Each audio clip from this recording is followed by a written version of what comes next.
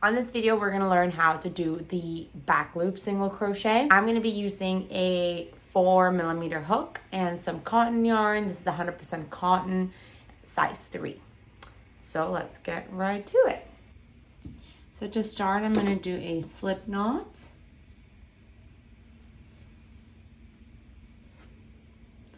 And I'm going to chain 16. So we're gonna do 1, 2, 3, 4, 5, 6, 7, 8, 9, 10, 11, 12, 13, 14, 15, 16. So this is my foundation chain. And now on the second chain from the hook, this is the first here.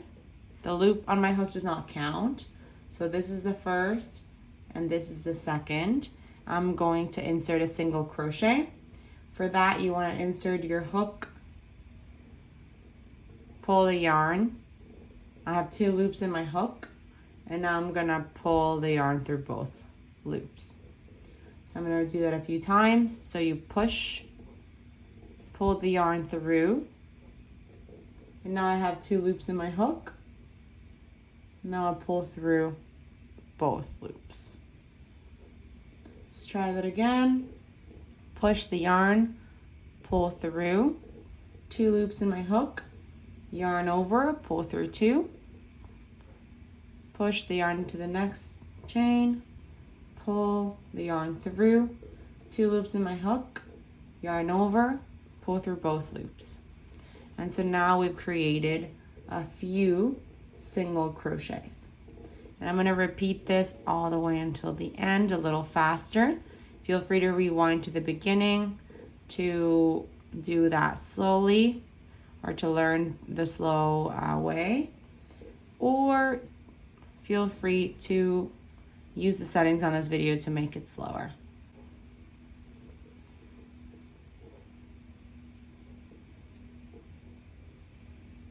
Okay, I am at the last stitch here, so this is my last single crochet.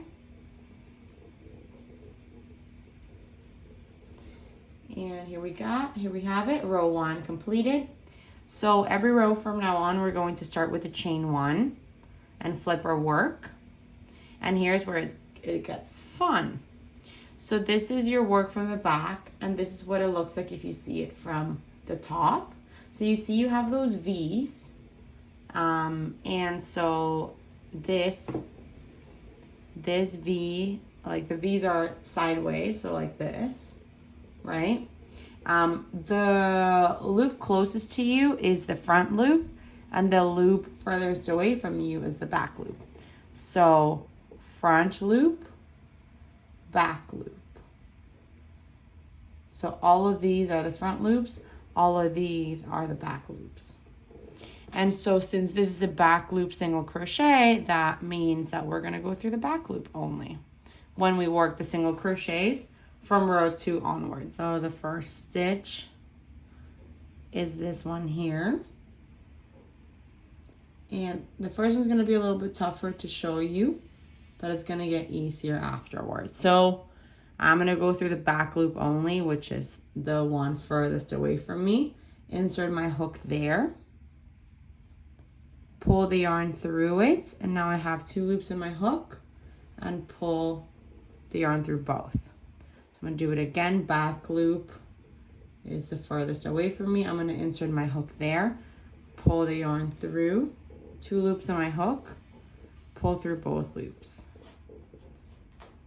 Front loop, back loop. So I'm gonna go through under the back loop only, pull the yarn through, 2 loops in my hook, yarn over, pull through both loops.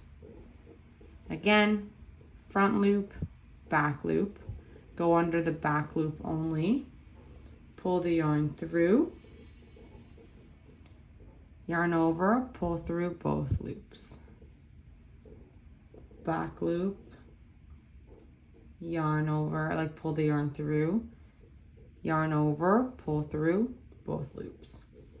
So now you created this, like, it kind of looks like it's in in the back, like it gives it a little bit of, what's the word? But every row we're gonna be working back loop only, so I think it's gonna create a cool effect. So I'm gonna finish this row and do a third row for you to see.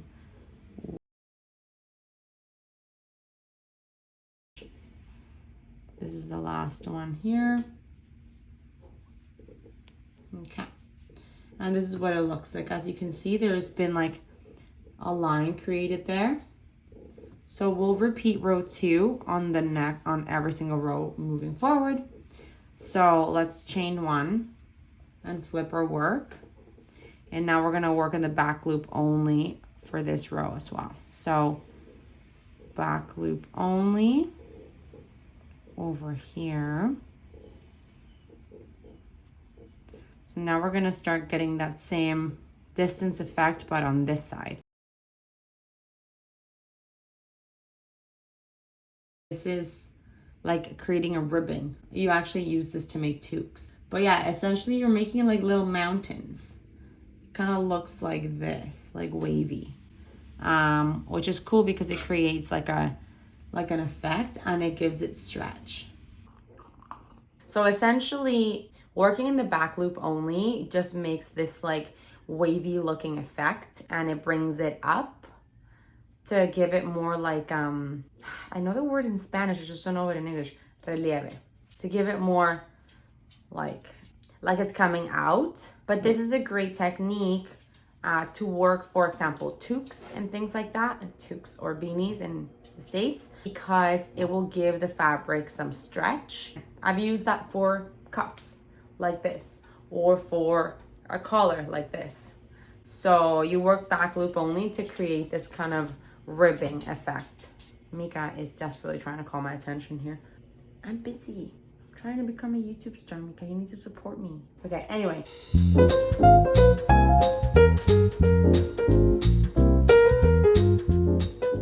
Here you go. This is what it looks like. As you can see, there's like ribbing.